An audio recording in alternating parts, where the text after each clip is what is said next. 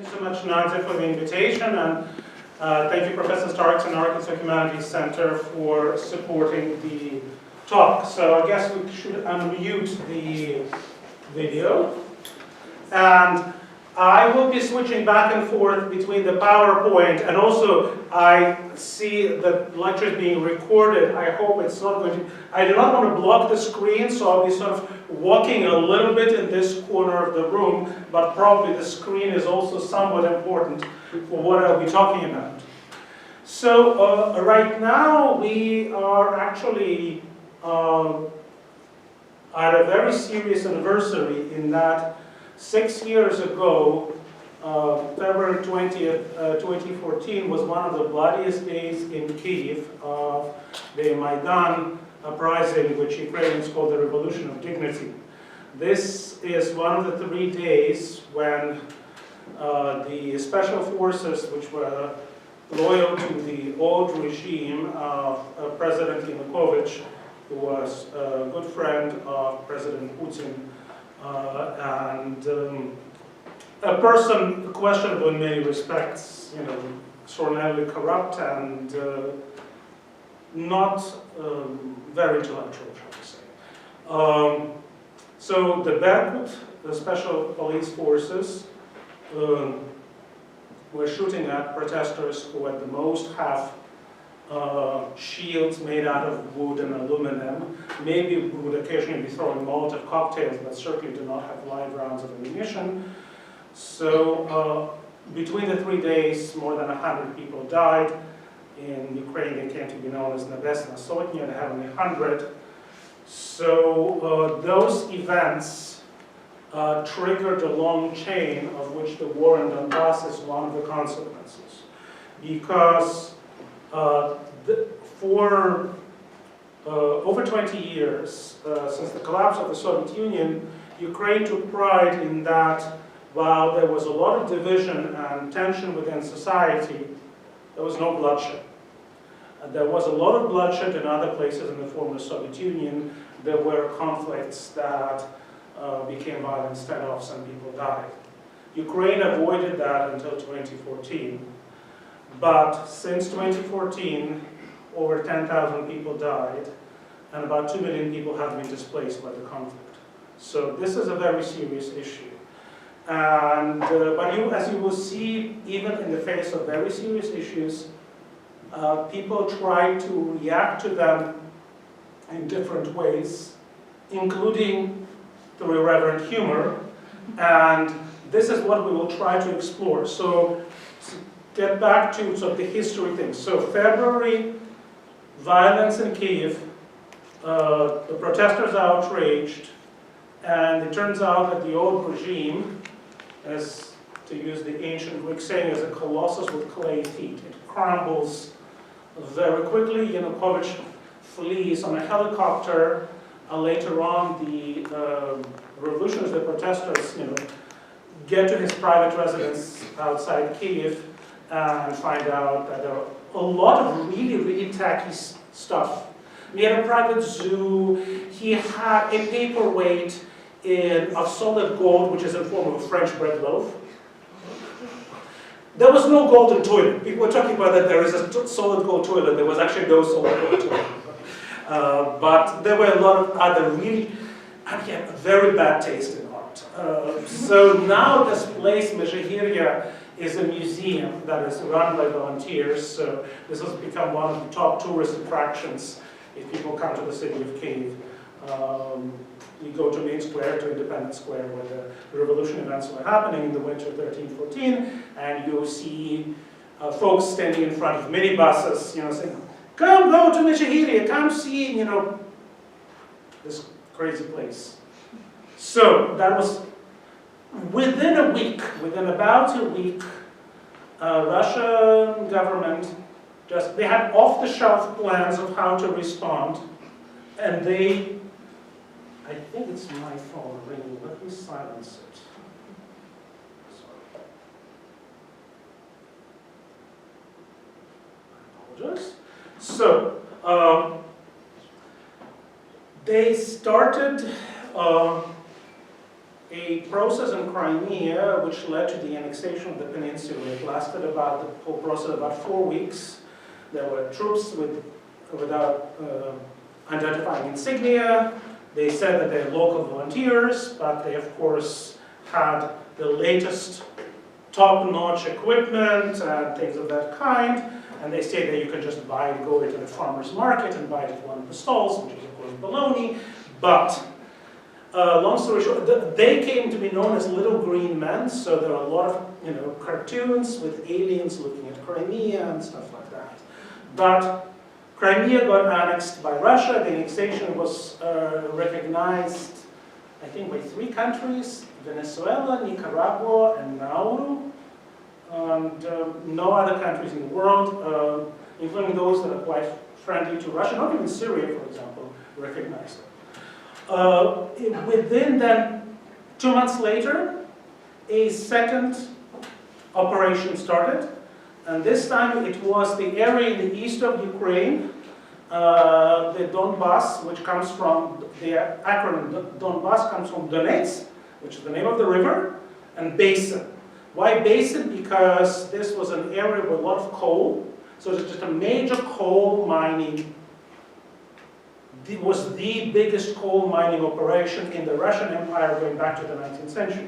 It was in fact developed by Western industrialists, and the city of Donetsk, which is the main city there, was actually, before that, originally known as Yuzovka, which comes from the name of Hughes, and Mr. Hughes was a Welsh industrialist who started the town. So it was a company town started by a Welsh guy, a British industrialist who came to the Russian Empire and decided to help them figure out how to extract coal. So this major industrial region was a powerhouse, but then of course in recent decades, like coal mining regions in other parts of the world, including here in the States, think of West Virginia, Wyoming, there are troubles, people are unhappy, and it ended up being deindustrialized and crumbling.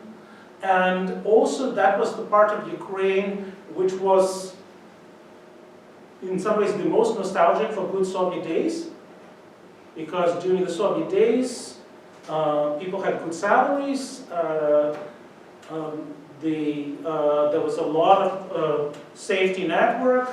Donetsk was known as the City of Roses because they planted like 1 million rose bushes to offset the coal. And it has one of the best ballet companies in the world and all of those other kind of things. So heavy coal mining and all the diseases and accidents and problems, and then all those other things. And then during the post-Soviet period, that was an area of Ukraine which felt that it was often misunderstood by the rest of the country. And therefore, there were certain tensions between that region and the other regions of Ukraine. And so what happened is that, in 2014, certain external forces decided to exploit those tensions, and what we have going on there in the portion of the Donbas, which is about 7% of Ukraine's territory, a conflict which right now is sort of a frozen conflict, but it's not, does not mean that that people are not dying. I mean, there are flares up periodically and people are killed on both sides. But the front line has not moved since, I think, March 2015. So during the first year of the war, there was a lot of flexibility and a lot of movement. And then it sort of got fixed. And now 6 years have elapsed.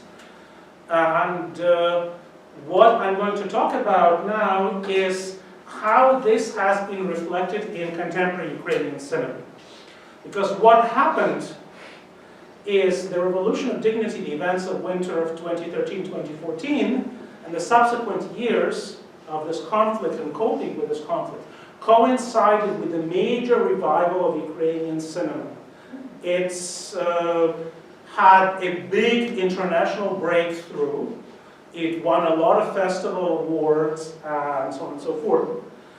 The first film that actually spearheaded that was not related to the conflict, but it was filmed in Kyiv during the same time as the events of the revolution, the winter 13-14, and that's a film called The Tribe by Miroslav Slaboshpitsky. And that film won over 30 awards at various international festivals. And the film is a very interesting experiment. As the director told me, he used the formula basically from a Western film.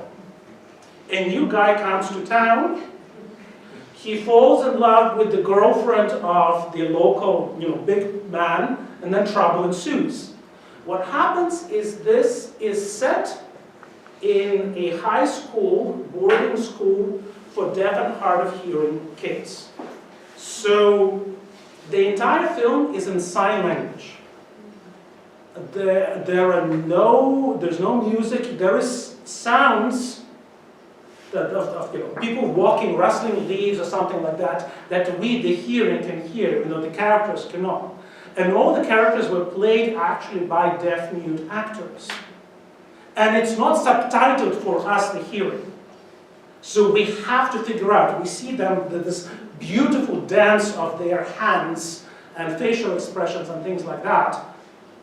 And we just have to figure out. So this was a challenge and an experiment, but a very powerful film that resonated with audiences around the world. And that sort of signaled that Ukrainian cinema has arrived. And this is what has been happening during this time. So that photo says in Ukrainian, the winter that changed us. Those of you who study Russian, you will see that there are some things in Ukrainian that are very similar and some things that are a bit different. So Zima looks like Zima. Ukrainian also uses the Cyrillic alphabet, but some vowels are pronounced different. So as the events of the revolution started happening, there was a rush to document it. So there were a lot of young people, from film school students to just regular folks with smartphones, to directors more or less experienced, started doing that. And Babylon 13 was the name Babylon because of the gathering of many different people, and 13 because it started in December of 13. It's a group of about 40 people who engaged in that, and then many of them became notable filmmakers in their own right. One other important thing is that this is the first major social event in the world where live streaming was part of it.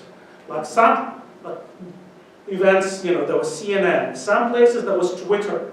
This is a revolution that started with a Facebook post by one guy saying, let's gather in the square and have some tea, bring your thermoses with tea, and that's how it all began. And then there were tons of these live stream cameras, so you could see what is going on. And this is something that happened for 3 months, and there are more peaceful days, there were more violent days, and there were days where they just have concerts and other sort of kind of things. And the live streams were there, so even being here in the States, very far away, you had this sense of presence, of participation, of engagement, even though you were doing it from the comfort of your own chair in front of the computer. And this is, of course, also something that it has, as you see, the clash of different emotions. People in Kyiv felt very strongly that they know what they're doing and why. The capital city is very socially aware. People are very educated. They travel internationally. They read. They follow things.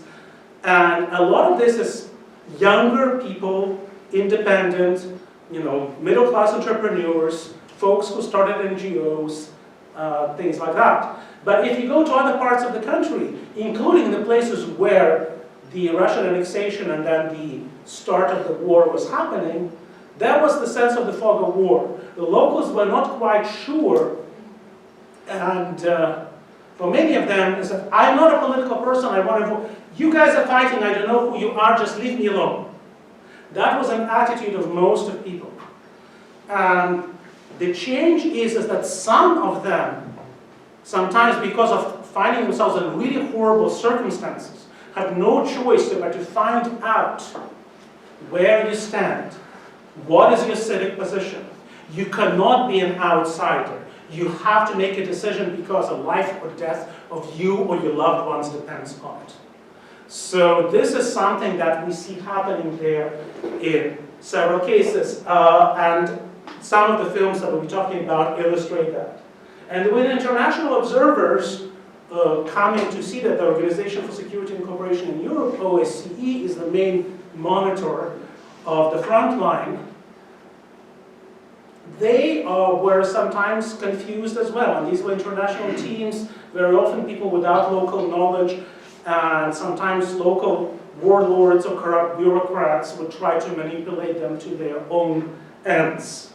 So the situation is not simple, the situation is messy. There are problems on both sides, but very clearly we can say, of course, that in one case we have people who are defending their own country, and then the other case we have this sort of astroturf pseudo separatist rebellion, where most of the people are, if they're locals, many of them are opportunist people with past history of crime. Not everyone. There are sometimes naive and deluded people. I mean, I know a very sad case of a very talented Russian language poet from the city of Donetsk who thought that he's going to be the court poet of the new dictator, and he tried to engage, the dictator, and nothing good came out of it, of course. So, Who is it? Igor Gogolev. So, in general, there is a change of identity. So, this is what happens. People who were not sure of where they are. I mean, in the case of the former Soviet space, I mean, usually we use the word from Belarusian because there was a lot of talk about it, which is tuteyshие. We're from over here. In Russian, здешние, или местные. А вы не местные, you're from somewhere out there. So we are from over here and they are from over there. And that is not a meaningful community identity in contemporary societies, but it was in pre-modern societies, of course. So this is what happens, is that people's identities change and transform, and this happens on multiple levels. So the films that I want to introduce to you today do that on multiple levels. And I'll start with something that is very recent from this month, the news. The very first Ukrainian film to be in competition at Sundance this year, The Earth is Blue as an Orange, and this is a phrase from a line from the French surrealist poet Paul Éluard, so it meant to be surreal. The Earth is round as an orange, and the Earth is blue, both make sense. But the Earth is blue as an orange does not, and this is the whole point. So it was filmed in Krasnohorivka, which is a little village, a small town, outside Donetsk. It's on the Ukrainian government-controlled territory, but it's very close to the front line. And what happens in the film is we have a local, there's a family, a single mother with 4 children, 3 girls and a boy, and the oldest daughter dreams of being a filmmaker. And she wants to make a film about their family and what happened to them. And at the same time, we have a professional documentary film crew observing them. And the director of that, who won the Sundance Award, Irina Tsirok, she's also a major poet. So I'm now going to escape from the slideshow, and we'll see the first trailer. And we probably want, yes, to get a little less glare. So,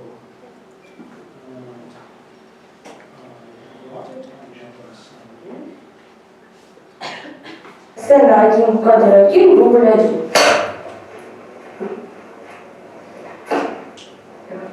So, scene 1, shot 1, take 1.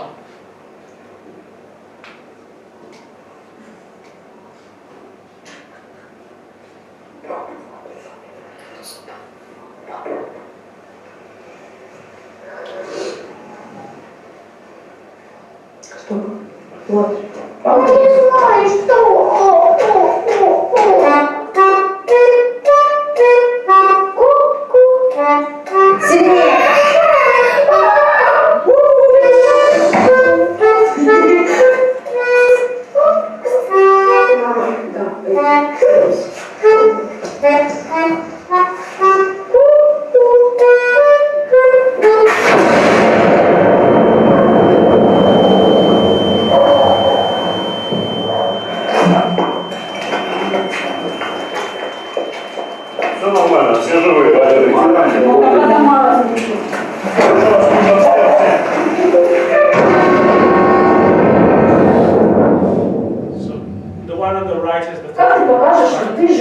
5-й год на войне. Как ты покажешь разбитый город? Квадрокоптер тебе на, иди снимай шушоко. Sorry. Хочешь? Нет.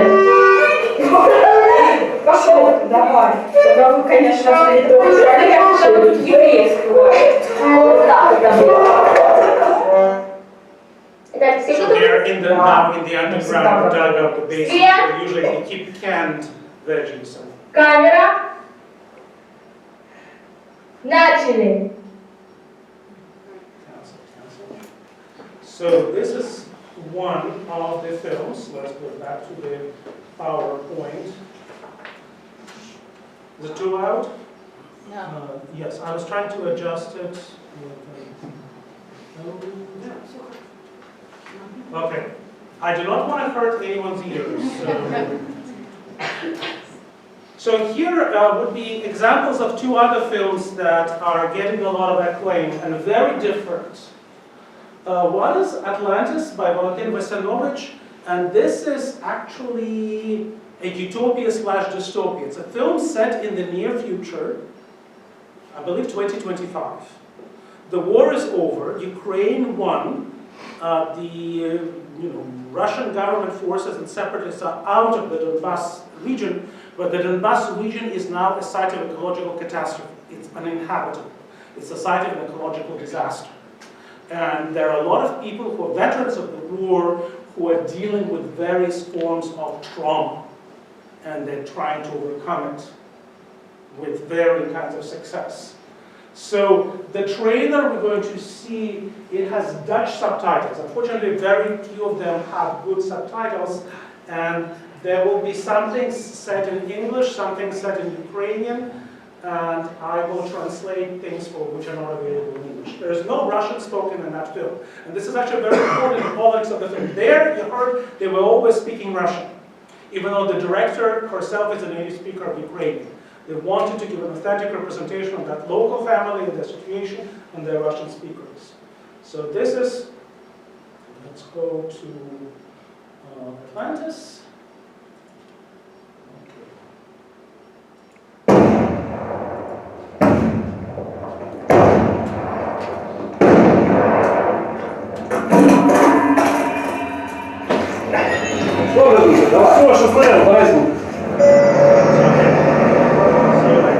Я не вышел, думал, лучше звільнитися. Хер, блядь, них срину. А через 2 роки тут пустеля буде, а вона вже кругом навіть в річці вода солона. Та її вже пити не можна. Everything has a beginning and an end. Today it's my sad task to tell you that these great works are going to close for reconstruction. Та Кирил, чувак, ми її мене заборонити! Це просто!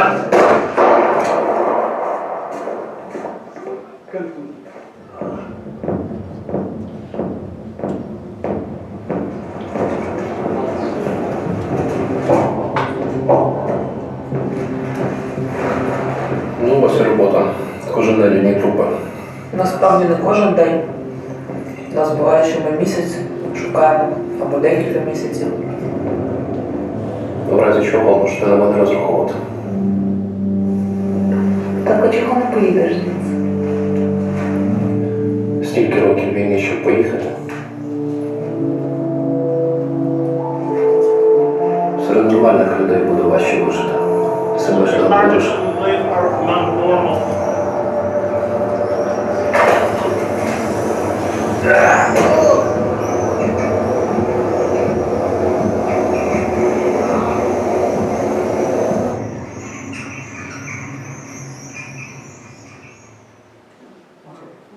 All right, and okay, cancel that one. Didn't mean autoplay. And another one you're going to see is completely different. And this, unfortunately, I could not find a version with subtitles. So this is an attempt to do Tarantino's Inglourious Bastards on the material of this war in 2014. So we have this very politically incorrect comedy. And there's Ukrainian and Russian spoken. And the film is called Lethal Kittens in the English release. So the beginning of the war, 2014.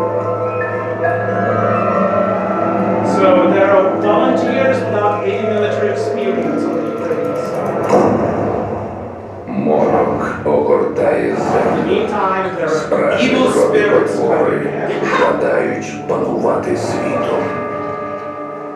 І здається, що непозбувна бентега охопила всіх. Давайте тепер тут заховаємо. Москалі тут нас шукатимуть. Та не це Let's try it here. А діти, а тварини. На щастя, є козаки, яким на це начхати. Уничтожили элитное российское подразделение! Я лично вырву их сердца и всех их уничтожить! Разрушить на молекулы! Заткни пекло, політик. Прийшов час їх згадати незлим епічним фільмом. Я кто живой? Is anybody alive? Це хто такий? Кабелан. Вы дуже вчасно.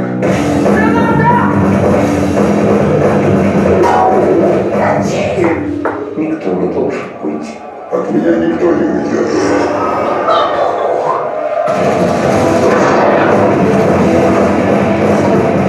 Це повне свойство так людей лякати.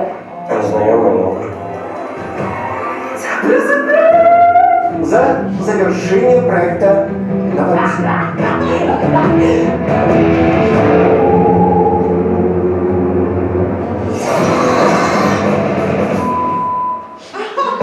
Наші котики з 30 січня у кіно. Okay. So, if I have the lights back. Alright. So, all kinds. So, in the meantime, the film that got the most international recognition is a film by Sergei Lasnitsa, who is a person of complex background in the case of, former Soviet Union. He is a Russian speaker. He was born in Belarus. He grew up in Ukraine. He got his first university degree in Ukraine. He then went to film school in Moscow, and he now immigrated and lives in Germany. He makes his films outside Russia, and most of them are usually co-productions between Germany, Ukraine, Lithuania, and several other countries. Donbas is a film that became a major international event. And the way this film is done, it's a series of self-contained novellas where minor characters in one become major characters in the other. And what he did, he found YouTube videos from the occupied territories, from the so-called Donetsk People's Republic, and he restaged them. So we have people acting, professional actors and some volunteers, acting what was there in those videos, but with some changes. And so it's an interrogation of what is truth and what is a document. And the film starts and ends with actually a team of actors getting made up so that they go and portray a fake news event.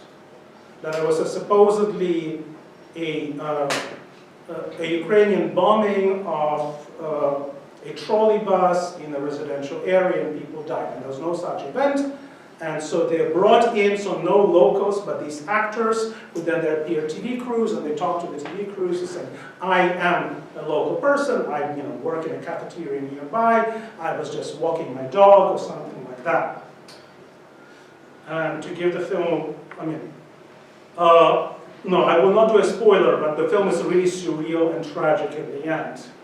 And there are moments of incredible absurdism. There are relations to quotations of classics of 19th century literature, of Gogol's The Wedding, for example. But it's basically the main story of the film is how identities can also change, not in a sense of rising civic consciousness, but also in dehumanization. When you are buying into a lie and living with a lie and continue doing so, it starts being corrosive to you. And this is what this film is trying to portray. So in this film, we do not see anyone nice. And most of the film is on the occupied separatist controlled territories. But there are parts also on the Ukrainian government controlled territories. And they do not come out nice either. So this is, in Soviet days, in secondary school, when people read, school children read Gogol's play Revizor, the government inspector, there was a standard phrase that we all had to memorize. В пьесе «Ревизор» единственным положительным героем является смех. So in the play, the government inspector, the only positive character is laughter. Nobody else, none of the people who actually appear on stage, have any redeemable qualities about them. And the film Donbas is like that. What has happened, however, is that we have, notice this is a reality and fiction, and playing with things that are documented and then restaging the document. We have this film, Cyborg's Heroes Never Died. It's a film based on interviews with Ukrainian soldiers and the battle for the Donetsk airport. So those of you who may know a little bit about the war would know that the airport was controlled by Ukrainian government side while the rest of the city was separatist controlled. It was a fancy airport which had just opened in 2012. It was built for the Euro soccer championships, and it just was completely destroyed. And this is basically the last stand of people who were defending, and they got the nickname cyborgs because they were seemingly indestructible. And so we have Natalia Vorozhbit, who is a very prominent playwright who got training from the British colleagues who were actively developing, going back to the 1990s, the so-called verbatim technique. And this is something that is dealing with people who are marginalized in society, who are survivors of catastrophes, of various kinds of traumas. So they interview them, and they do not edit the text. I mean, they do not change the text in the sense of adding things. They may edit, they may cut out things, but they do not introduce anything new. And so this is called the verbatim technique and verbatim theater. So this is based on the verbatim theater interviews with the soldiers, and therefore it tries to humanize them. And again, you will hear that among them some speak Ukrainian and some speak Russian. So this is basically, in many ways, a lot of these films disprove the Russian government's official claim that the Ukrainian government hates the Russian language, hates people speaking Russian, and so on and so forth. No, that is not the case, because many of those defenders themselves are native speakers of Russin, and they're there of their own free will as volunteers. So next film, trailer. So we'll close these soon.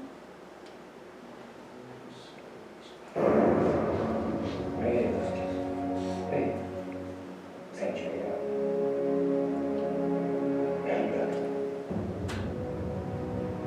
Доброволець Антон Ясинський, позивний мажор, прибув у ваше розпорядження. В армії служив? Ні. Я должен.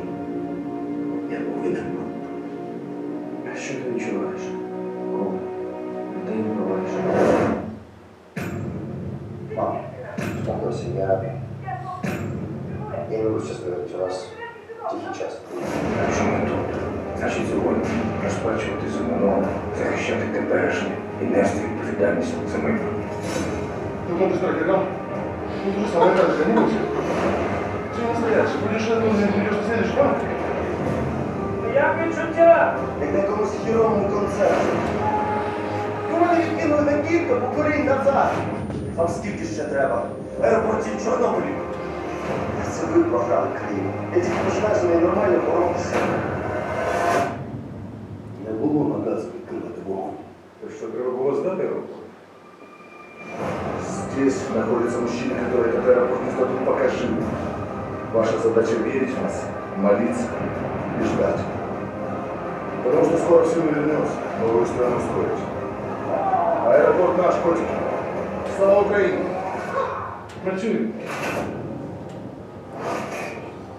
Ну і конкретно звідки ваше незалежно тривати? Владимирської області. Зробити кольцо. Не хіба ж ти собі підперся? Петр Іванович.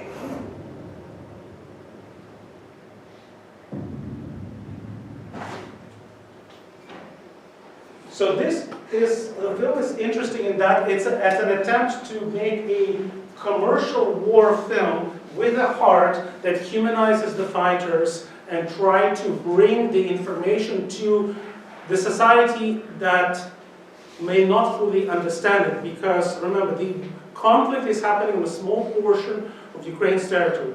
Yes, some people have been conscripted, and they're them and their families. Yes, some people have volunteered, and they're them and their families. There are the 2 million displaced people. But still, it's a very large country. Over most of the country, life seems to be going on as normal. If you're not near a military hospital, if you're not near other kind of places. So this is one of the paradoxes. The war goes on, even though it's now a semi-frozen conflict. But some people just do not feel it and do not understand it, which is why many of these films are trying to change that. So this is the film that some of you saw, and so maybe I will just talk a little bit about it and skip it for the interest of time, because I realize that we already have 40 minutes have elapsed, so I should be wrapping up soon. So this is a film done by the same Natalia Vorozhbek, the same verbatim technique playwright, in this time interviewing secondary school children, ages 13 to 16, in the year 2014, the small town of 10,000 people, their school was shelled. They were really traumatized by that experience. So it's based on their interviews, and they're done as monologues, and each person stands there or sits there holding an object, and that object is an important part of the story. It could be like a motorcycle helmet, or a toy, or a piece of a curtain from their apartment, or something else like that. And things come out. So this is something, so these are actual, so this is part of what is known as a theater of the displaced people. So this is, they've been working with those of the people who were displaced by the conflict. About 700,000 went to Russia, and about 1.3 million stayed within Ukraine, but within other parts of Ukraine. So these are displaced people within Ukraine, and volunteers, including this playwright, working with them. And so this was first a play that they performed, which was a sense of self-therapy, but also engaging others. But then they made a documentary film about it, which brought them back to the site, the location of where it all happened. And this film won a major prize at the Berlin Film Festival. So again, this is a film which is in between a documentary work and something which is not completely a documentary. It interrogates the genre borders, because again, the stories are edited, and these are people performing the stories even though they're based on their real experiences. These are not other actors, these are those very kids to whom it happened. So, a very interesting and powerful way of approaching. This would be another film which is an interesting example of an attempt at international response. So, Šarūnas Bartas is Lithuania's leading contemporary filmmaker. He started in final years of Soviet Union's existence. His big break came in the early 90s. He has been in the jury of the Cannes Film Festival. Jean-Luc Godard admires him as a buddy and things like that. So this film is Lithuania, France, Poland, Ukraine co-production with international star cast. And it is in many languages. So there's Lithuanian, English, Polish, Ukrainian, Russian. And there is some professional acting, there is some improvised acting, and they actually go to the front line, and they're soldiers who are semi-improvised acting. And here the interesting part is that we have this guy who is just an ordinary Lithuanian kid who accidentally ends up signing up to drive a small truck of goods donated by volunteers to the front line. And it becomes like a journey of discovery, of self-discovery, of trying to figure out what is going on and how to make sense of this. So, because he's a complete outsider to the conflict, because he does not understand whatever the hell is going on, this film was meant to be a window for an international audience to a perspective of how to approach this. So let's watch the trailer for that one.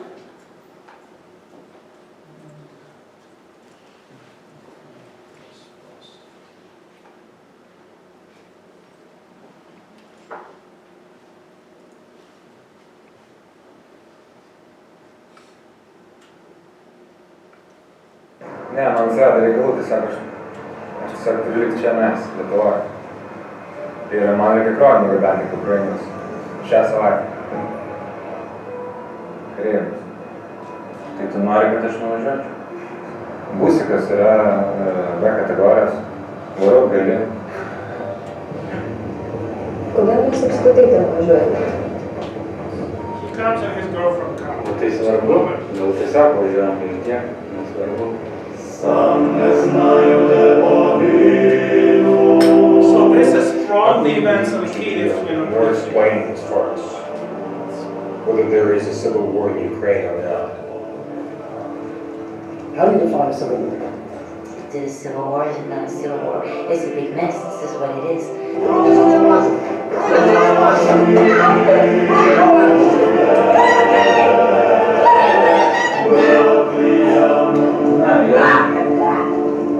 Do you love? Do I love what? Do I love somebody? Prof nas śmiał teraz i im dają skajce. Знаешь, горячий волонтер.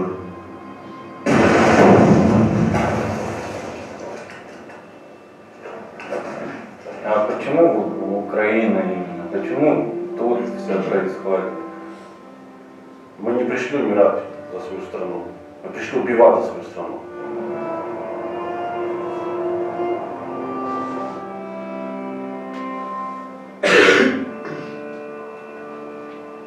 Я что-то фокус.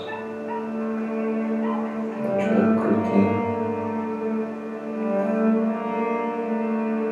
Ну ладно.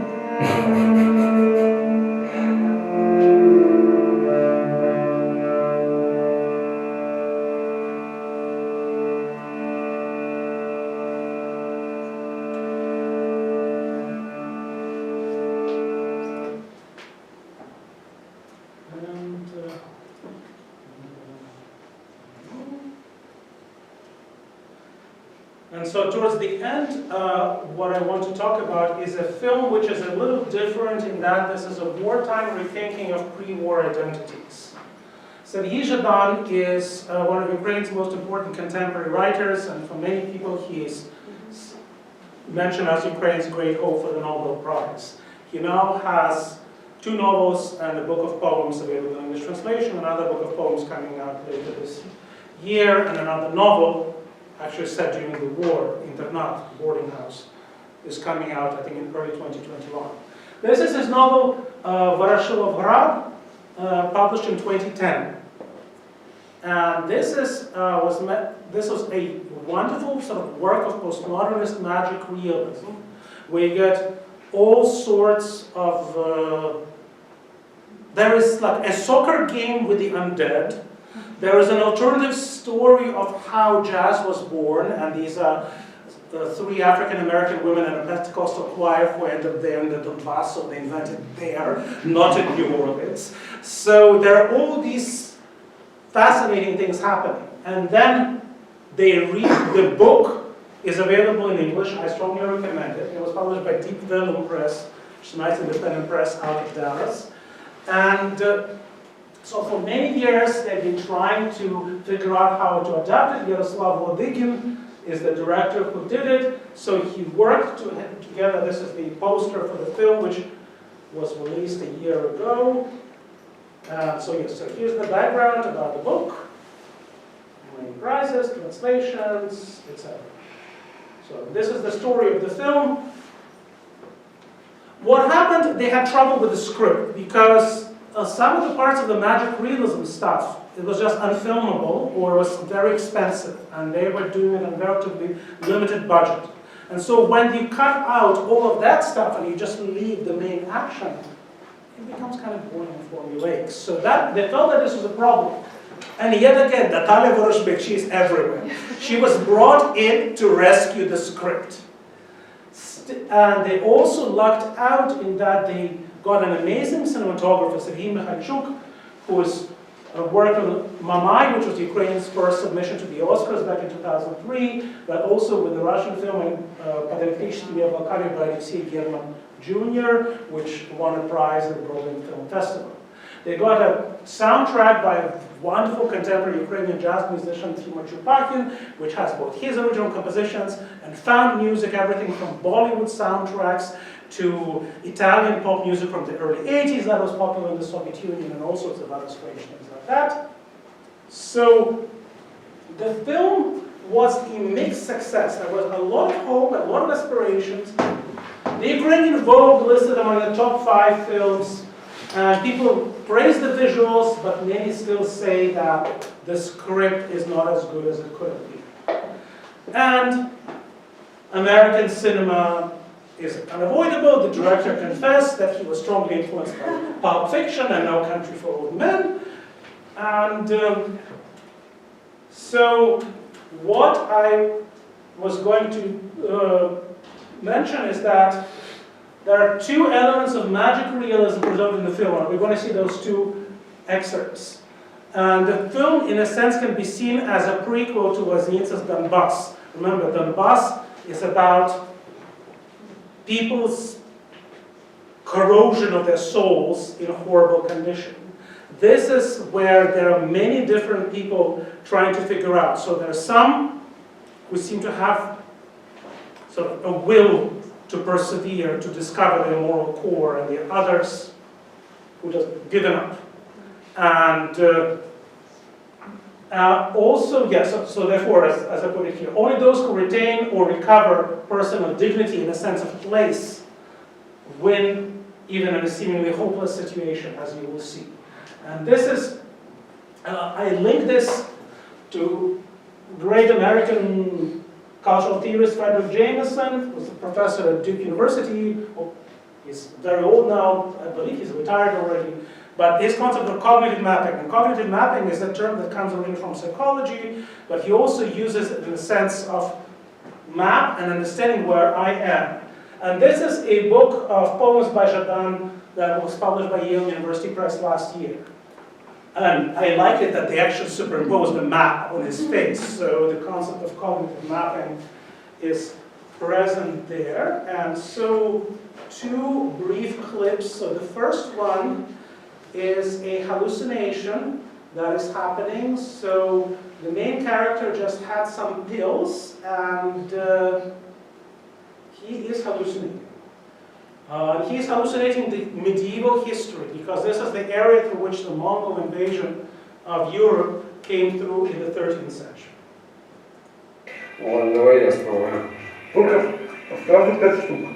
So let me try, but take 5 immediately. The film is in Ukrainian and Russian, and this version, the Russian is subtitled into Ukrainian, so unfortunately no English subtitles. This song is by Zakhar Mai, who is a rock musician from Kharkiv, singing in Russian, a song about a guy living in New York who wants to go to San Francisco and get stoned off his head.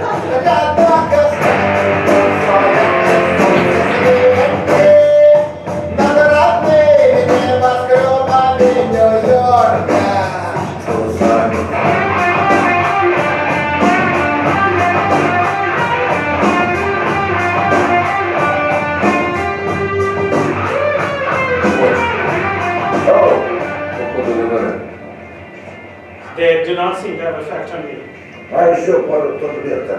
Grab a couple more. Можешь запивать прям. Maybe you should have washed it down with something. No, I tried washing it down with wine.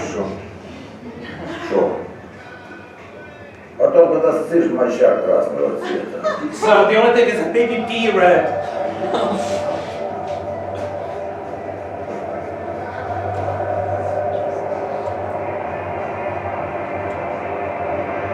So these are 2 friendly guys. So he is our main character, who is a city boy coming back to his small town because his brother, who was running a gas station, has disappeared, and he is like also co-signer for the gas station. He needs to figure out how to hold on, and that is one of the gas station employees.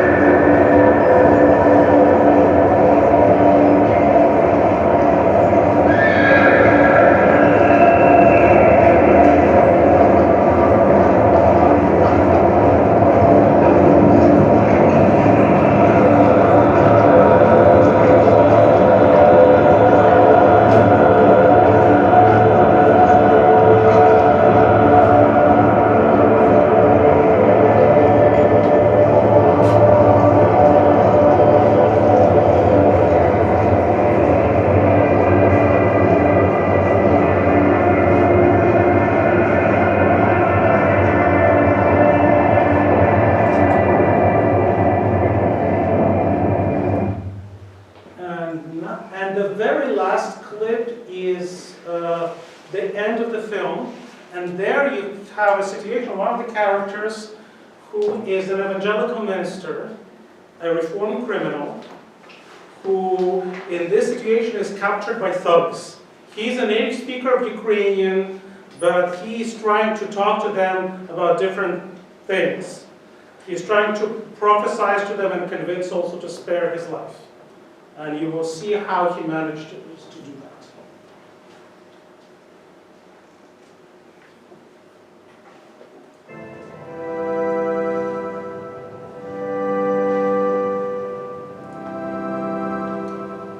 От ви усі займаєтесь сільським господарством. So you are all engaged in agriculture, and yes, they are sort of farmers. Вы хрещенные? Have you been baptized?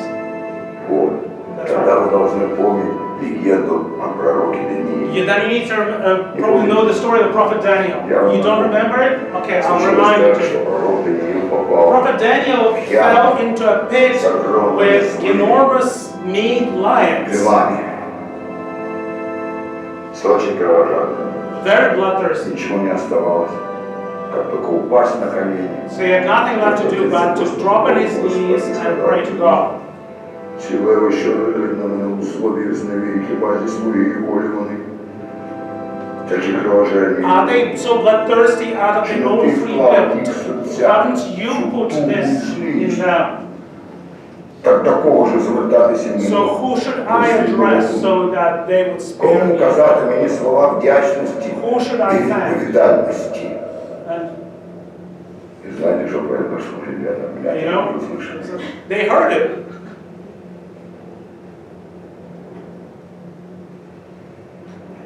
Ви розумієте? You understand what I'm talking about?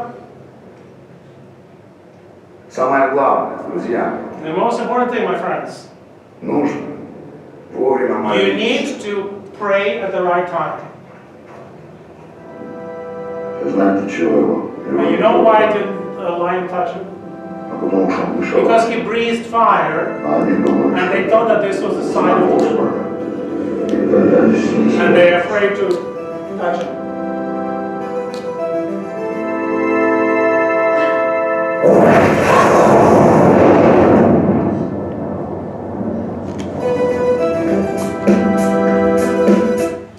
Okay, and with this, we wrap up. Thank you so much. And I know that I can't be here very long, but if you have some time and energy left and you have questions, I'll be happy to answer them. Yeah, let's say thank you.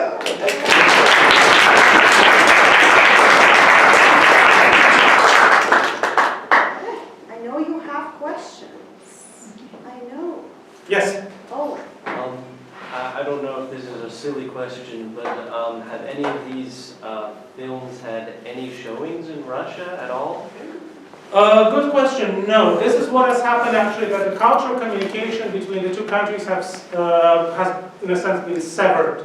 So the only Russian films that now get shown in Ukraine are the films that won major awards at foreign film festivals, like at Cannes, or at Berlin, or at Venice.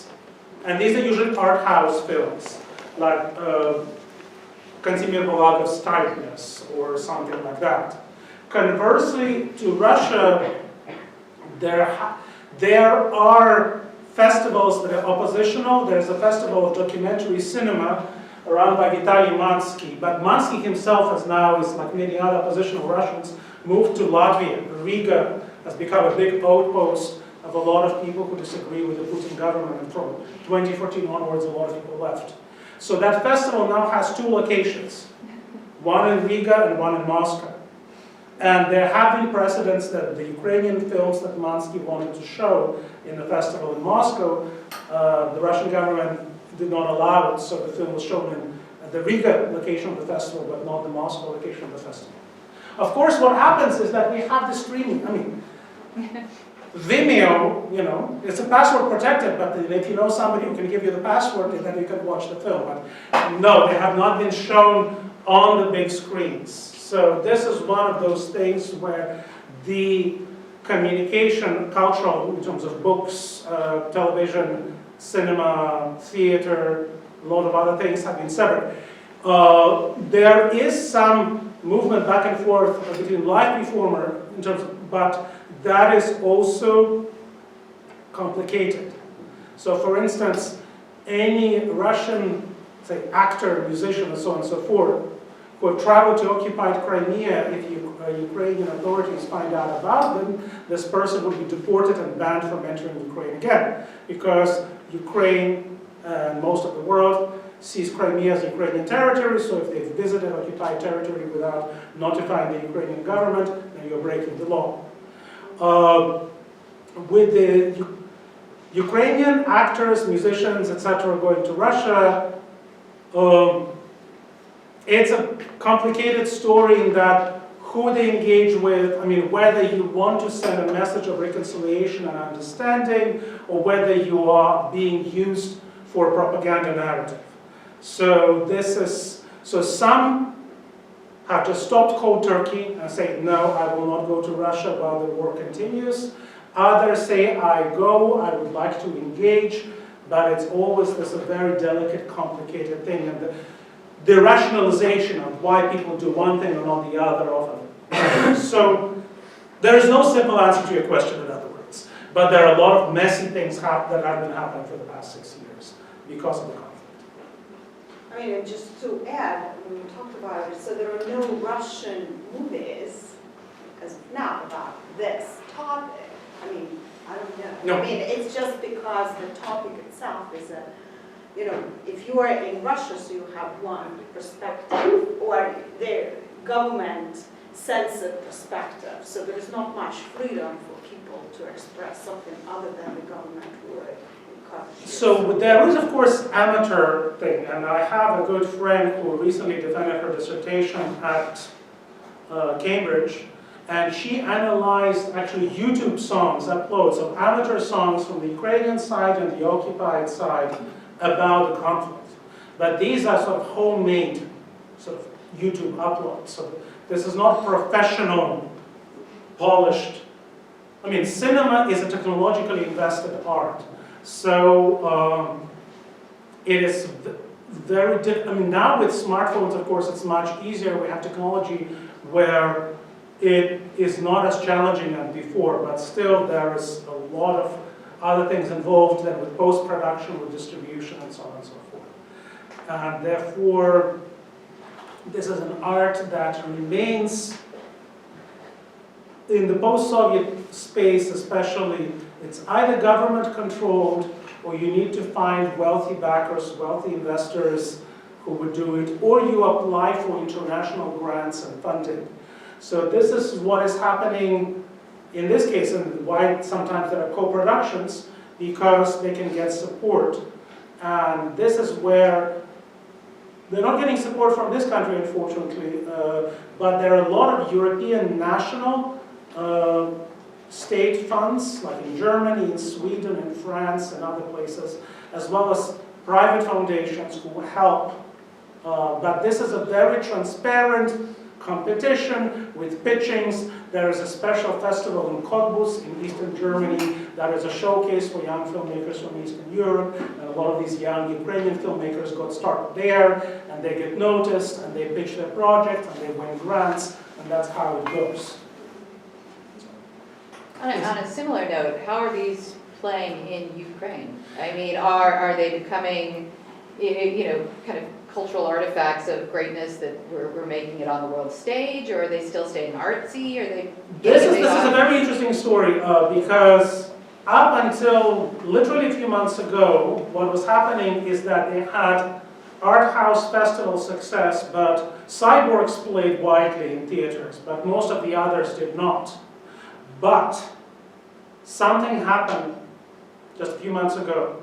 The audiences who preferred going to mostly seeing Hollywood blockbusters, they started going to Ukrainian films. So this is a very recent development. So after 5 or 6 years of war, it is this winter that it tipped into people voting with their feet or buying the tickets. So the Ukrainian films at least several major films have become sustainable economically and successful. So it's a very recent development. Because in general, Hollywood is a big and powerful sort of presence, and each other country's sort of national industry has to reckon with it. But even here, there are a lot of cultural things can be in play. And the case of Ukraine is whether the Hollywood films were being negotiated, the distribution directly with the US or via Moscow. Because in the 90s and in the early 2000s, it was done through Moscow intermediaries, so Ukraine was just seen as a minor market. And there was one company, B&H Distribution, that tried to work directly with Hollywood studios, like with Disney, for example. And there was a big war between them. And those who advocated for direct contacts won. And what they did, how did they make it successful, is they hired really smart people to translate the films into Ukrainian, so it was lively, it is interesting, and they have done it with films and they've done it with TV shows. So one of the examples of this kind of success in the post-Soviet space is the Ukrainian language version of Alf, the TV show, which has become like sort of a cult hit, so even those people who do not know Ukrainian well would watch Alf in Ukrainian because Ukrainian Alf is funnier than Russian Alf. And the other film was Disney Cars and Pirates of the Caribbean and things like that, so they would be just... So sometimes commercial Hollywood project can play serious political roles in the identity struggles and regional rivalries of other parts of the world. So there can be surprising twists and turns that way. Question? I have a question. Sure. So, do you think there is a correlation between the genres of movies that represent the war and the subject? Because, okay, so we have documentaries, we have dystopian narrative, and we have magical realism. So what is there a connection between the genre and the subject?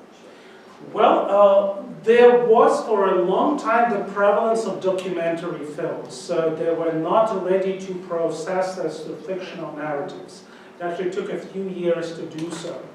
And then they started different approaches. So the war started in 2014, so it would be 2017 when first attempts at fictional treatment would appear. At first they were unsure the subject was too hot to handle, but it often led to aesthetic innovation. I mean, like examples of what, these para-documentaries, sort of dealing with the verbatim theater, interviewing survivors, displaced persons, or taking those found footage on YouTube, which is what Loznitsa did, and reenacting it with highly qualified actors. I mean, like in the wedding scene, they took the very famous acting troupe from Odessa. The actors were really famous for the roles they played in Kira Muratova's films, so Georgi Daliyev and Galina Bushko, and they are the couple getting married. So you have these, global stars of grotesque comedic acting that appear in this seemingly realist reenacting of YouTube videos. So there is just interesting sort of hybridity or contamination of genres that is going on, which I think is an interesting, but yes, people are being innovative. And this is one of those things that, of course, you wish there wasn't be a crisis and a war and a trauma that coincide with this innovation, but in some ways it spurred it because it sort of made it sort of being just calmly going on with your business just not quite possible. It does not mean that all the films that are made in Ukraine now are about this. The film that actually had the hugest box office hit, the one this winter, is a a very charming comedy called My Thoughts Are Quiet, Moji Dumki Tihi. And the story is, the guy is a sound recorder in the Carpathian Mountains who gets a commission from Canada to record the authentic sounds of various rare animals. And they're going to pay him handsomely in Canadian dollars. And so he has to go into swamps, climb mountains and things like that. And he has this wonderfully bossy mother who is a taxi driver, who is played by Yanukovych, who is a star of Ukrainian cinema. So we have the two of them, and she of course tags along because she is, one of those East European mothers that some of us are familiar with. In the West, you might hear of the Jewish mother. It's not always only Jewish. In other East European cultures, it's present too. So we have the mother-son dynamic, the crazy situation where he's trying to record some rare duck sitting in a swamp or something like that. And it's just a wonderful film, and people loved it. And as I said, it became the #1 box office hit this winter.